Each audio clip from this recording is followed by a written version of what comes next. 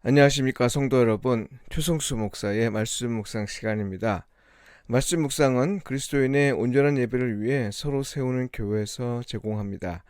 오늘도 주 안에 거하시면서 성령님의 인도하심을 받으시길 바라고요. 하나님과 이웃에게 복음에 합당하게 반응하며 사시길 축복하며 기도합니다.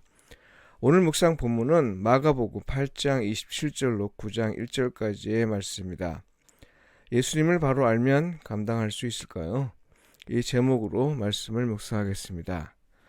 예수님에게는 많은 소문이 따라다녔습니다. 그만큼 논란의 중심에 계셨던 분입니다.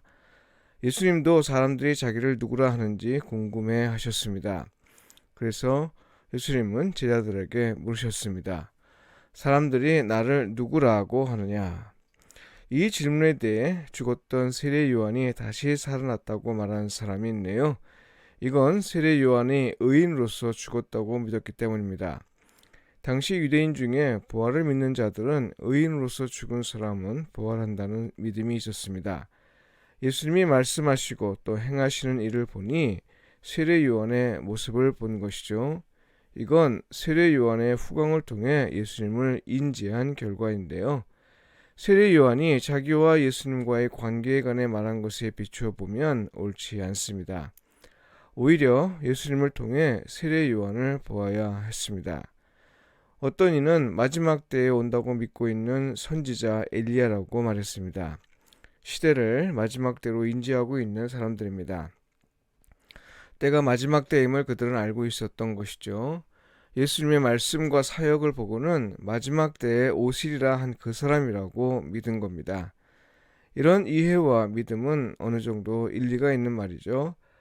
그러나 이건 역시 예수님을 엘리야를 통해 이해한 결과입니다. 옳지 않은 거죠. 왜냐하면 예수님은 인자로 오신 분이지 엘리야로 부활한 사람이 아니기 때문입니다. 어떤 사람은 이 시대에 주목할 만한 사람이긴 하나 구약에서 예언된 그분은 아니고 단순히 선지자 중에 한 사람에 불과할 것이라고 말했습니다. 훌륭한 분이긴 하나 그 이상은 아니라는 말이죠. 당시 성경을 잘 알고 있는 사람들은 예수님을 이렇게 이해했습니다.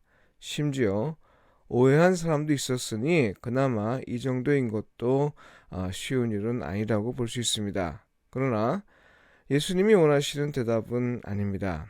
그래서 예수님은 자기에 대한 다양한 소문을 들으시고 제자들에게 물으신 것이죠. 너희는 나를 누구라 하느냐? 여러분, 이 질문은 매우 중요한 질문입니다. 우리가 꼭 기억해야 할 뿐만 아니라 반드시 대답해야 할 질문으로 받아들여야 합니다.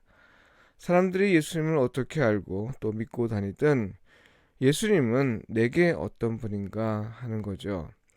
사람들이 무엇이라 말하든 내게 어떤 분인가 하는 거죠. 이것이 핵심입니다. 기독교 신앙은요, 사람들이 어떻게 생각하느냐에 좌우하지 않습니다. 하나님과 나와의 만남 속에서 형성되는 겁니다. 소문이 중요하지 않습니다. 대중문화 시대에는 유명 인사의 말 한마디가 결정적일 때가 있지요. 그러나 기독교 신앙은 그렇지 않습니다. 전문가가 무엇이라 말하든 유명인사가 뭐라고 말하느냐 하는 것이 중요하지 않습니다. 왜 그래요? 신앙은 나의 문제이고 나의 고백이기 때문입니다. 예수님을 모를 때는 그분에 대해 들어야 하고 또 그분에 관해 배워야 합니다. 그러나 그렇다고 신앙이 생기는 게 아닙니다. 그분에 대한 지식은 가질 수 있지요. 그러나 신앙은 아닙니다. 신앙에서 관건은 나를 만나주시고 나와 동행하신 예수님을 나는 어떤 분으로 믿고 있느냐 하는 겁니다. 예수님과 나와의 관계가 중요합니다. 그러니 너희는 나를 누구라 하느냐 이 질문은요. 내가 직접 예수님을 만나지 않고는 대답할 수 없는 질문입니다. 그래서 예수님에 관해 내가 직접 들어야 하고 성경을 내가 직접 읽어야 하고 내가 직접 기도해야 합니다. 다른 사람의 도움을 구할 수는 있어도요. 결국 관건은 하나님과 나와의 직접적인 관계이며 직접적인 교제입니다. 이때 베드로가 대답합니다. 주는 그리스도시니이다. 베드로의 고백은 예언된 메시아로 고백합니다. 이건 예수님을 구약의 예언된 메시아로 인정하는 고백이죠. 예수님을 단지 훌륭한 사람으로 보지 않고 하나님이 보내신 사람으로 고백한 것입니다. 그러나 그는 진정 예수님을 세상의 구주이신 그리스도로 고백한 것일까요? 아니면 다른 유대인처럼 정치적 해방을 가져올 그런 그리스도를 기다린 걸까요? 예수님은 베드로의 고백에 이어 그동안 비유로만 말씀하셨던 당신의 고난과 죽음을 분명하게 밝히셨습니다. 여러분, 이때 베드로가 보였던 반응을 보십시오. 그는 이것이 일어날 수 없는 일이고 절대 그렇게 되도록 허락하지 않겠다고 말합니다. 이에 예수님은 베드로를 심하게 꾸짖습니다. 사탄아, 내 뒤로 물러가라. 내가 하나님의 일을 생각하지 아니하고 도리어 사람의 일을 생각하는도다. 베드로의 고백 역시 순수하지 못했음을 알 수 있습니다. 베드로는 고난의 종으로서 세상의 구원을 위해 죽으셔야 했던 그리스도를 자기가 기대하는 그리스도로 받아들일 수 없었던 겁니다. 그 결과 예수님으로부터 호되게 꾸짖음을 받아야 했습니다. 무엇이 문제인 겁니까? 성도 여러분, 우리는 예수님을 알기를 원합니다. 우리가 매일 말씀을 읽고 묵상하는 것도 결국 예수님을 참으로 알기 위함입니다. 그러나 과연 우리는 감당할 수 있을까요? 우리가 말씀을 묵상하는 건 이 질문에 대답할 능력을 얻기 위한 겁니다.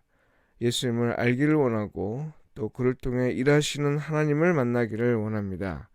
그러나 과연 그분을 참으로 알고 또 그분을 통해 일하시는 하나님의 뜻을 참으로 알면 우리는 과연 감당할 수 있을까요?